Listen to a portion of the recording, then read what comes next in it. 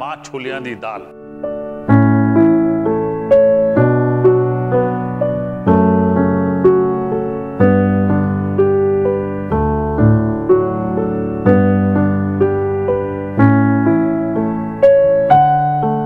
My name is Chef Harpal and I am going to show you how to make Maa Cholian Di Dal. Now this is very, very traditionally Punjabi. Yeah. So I've been asked many a times to showcase this recipe because I think if you're a Punjabi, you must have definitely had this at home. But some people who live abroad or have lived all their life probably abroad have not tasted the dal or do not know how to make it. I thought of sharing this, and this is a very maternal recipe, my mother's favorite, and that's how she would do. Now let me showcase you what kind of dals go into making this. Now this dal, as you see here, is split black gram, as in Punjabi we call totema, and in Hindi we call it dhuli hui kali dal. So split black gram and chana dal. This is what we have. Now, these two dals need to be taken in a proportion of 2/3 to 1/3 whenever you make, okay? This chana dal should not be too much. So generally, for a family of 4, I think a cup of dal is good enough. So 2/3 to 1/3 ratio, you will take, soak overnight, okay? Soak them overnight. That's when you can pressure cook them fast. Or if you don't have a pressure cooker, you can cook them faster. Now, if you have a pressure cooker, what you need to do is wash the dal properly, then soak it overnight and put it here. Now, when you soak it overnight, this is how it is like, nice and soft. And you need to boil this dal with roughly about 4 to 5 cups of water in a pressure cooker with 1/4 teaspoon of turmeric and salt to taste. The first whistle on high flame, rest 4 whistles on low flame, boil it well done until it is well done, absolutely soft. Some of the dal should be mashed and some should remain whole. The chana dal especially would remain almost whole, but the rest would have almost mashed. So this will take around 18 to 20 minutes depending on the flame size of your home. You can always check it, and if you feel the dal is not cooked, you can add little water and recook it. I've got some dal here which is boiled already. Now the next step is to temper the dal, which is what gets you the actual taste. The beautiful taste comes from tempering. While I cook the dal, there is a small trick which I do. You know, generally in hotels when you cook this dal, you cook for nearly 5-6 hours. And you feel the taste is nice. And when you go to probably religious temples, you get this dal. But there, of course, it's the Sattvic version. No onions and garlic is used generally. Only ginger is used. But what I'm doing is, I'm cooking home-style dal, the way I've eaten in my house. And no oil was used by my mother. She would always add desi ghee. So 2 tablespoons of this. And I remember my father would ask for more when probably, you know, he would eat it. And mind you, he used to exercise, cycle a lot, and he lived for more than 80 years.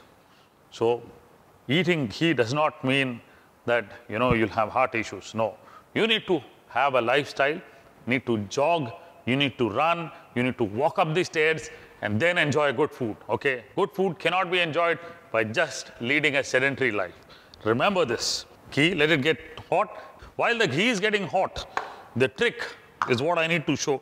What I do is, you know, take some of the dal from and make a paste out of this, grind it. Because most of them write back to me, Chef, when I make this dal, the water is separate and the dal is separate. In hotels, everybody keeps cooking for 6-8 hours until it is nice and pasty. But at home, you cannot cook for such a long time. So this is the trick. This lentil, I will grind it to a paste so that the consistency is something which you get like a hotel, okay? So what you need to do is cover this. Remember, if you're grinding it when it's hot, you need to be careful. Cover this and then grind it. That's about it. It doesn't take too much time, okay? Very less time. This is now ready. And this will give me the consistency what is required and what probably you would also be looking forward to. Now, a pinch of asafoetida hing in this. Wow, I like this. 1 tablespoon of garlic. About 8 cloves of garlic is what you chop and add. That'll get you nice heap full of garlic.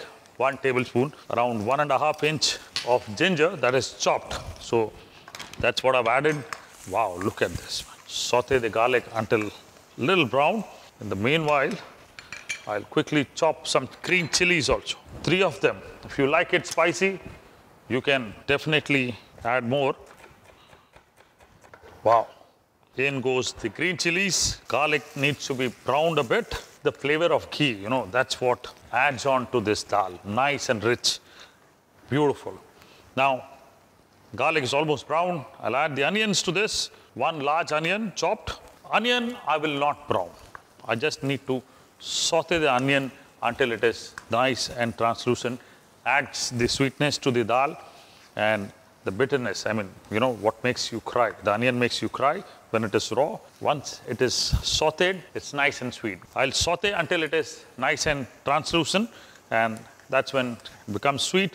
Roughly about 2 minutes. After about 2 minutes, next thing, 1 large tomato chopped goes into this. I don't prefer adding the puree. I prefer it chopped. That's what I have seen my mother do. So chopped also brings in the color out, and of course, the specks of tomato is what I like. Saute this. Now you see, suddenly you have too much of the tempering. Now that's very, very important.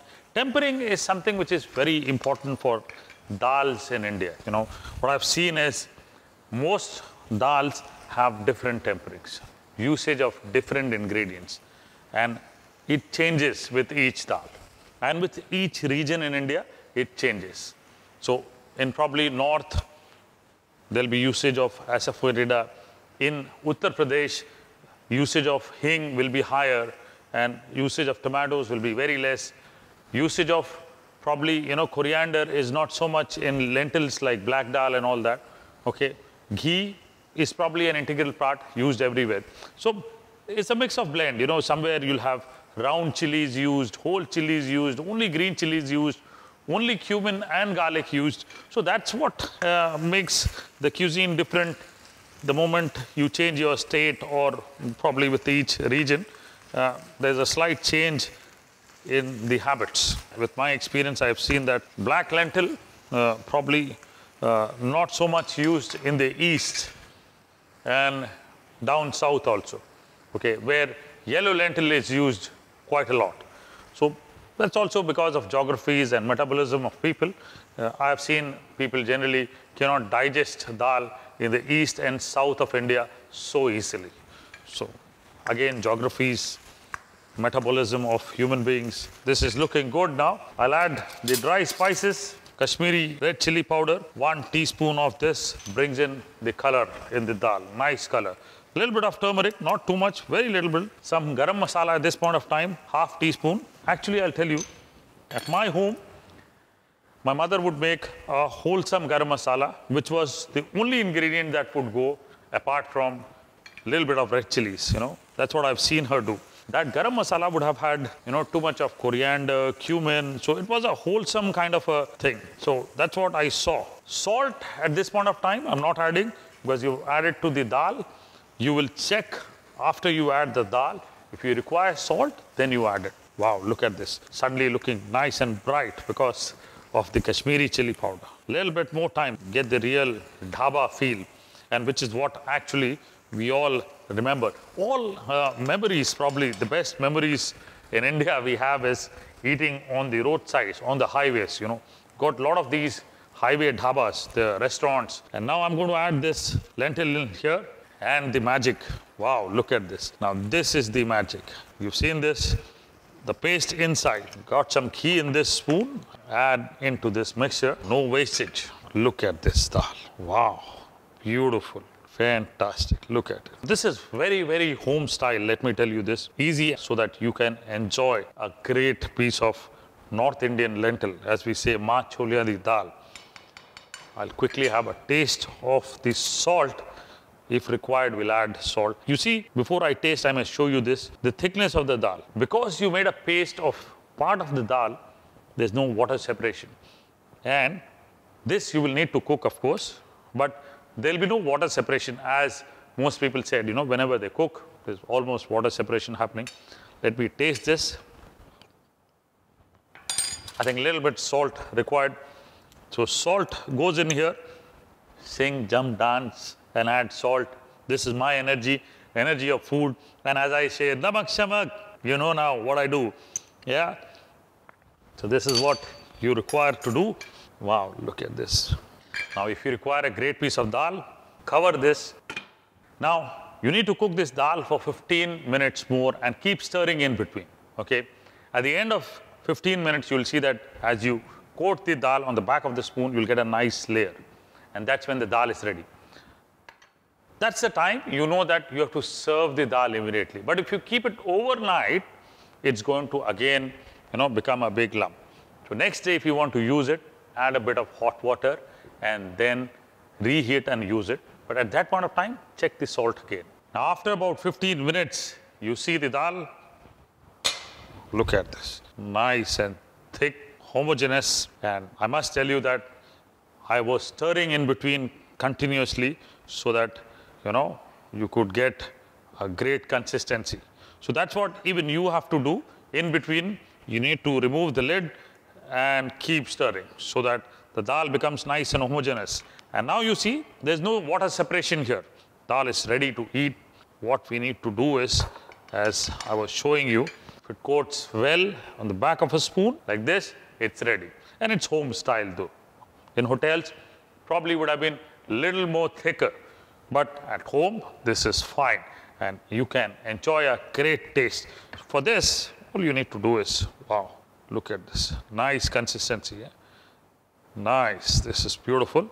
Lastly, if you don't add this, you don't enjoy it. Now, 1 teaspoon of this, a little bit of fresh coriander if you want to. Personally, not my favorite though. I'll just put a sprinkle of this on the side here. And that's what it is. It's all ready to eat. If you want to add 1 teaspoon of this dal, you need to jog. Okay, next day morning, you need to wake up and jog. Don't blame me for good food. I'm here to cook good food. You need to jog after eating this dal. That's when you enjoy good food. And if you want to enjoy good food, follow this recipe, go for a jog, and live a healthy life.